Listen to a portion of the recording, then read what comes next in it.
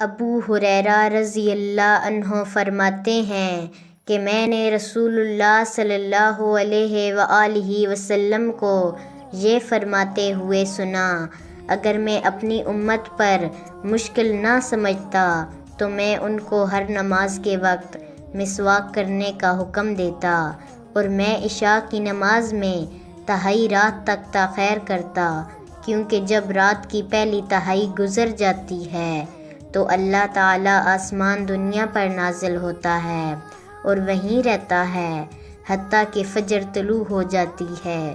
کہنے والا کہتا ہے، کیا کوئی مانگنے والا نہیں ہے جسے دیا جائے؟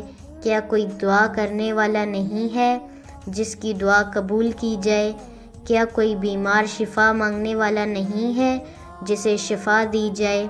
کیا کوئی گناہوں کی بخشش طلب کرنے والا نہیں ہے جس کو بخش دیا جائے؟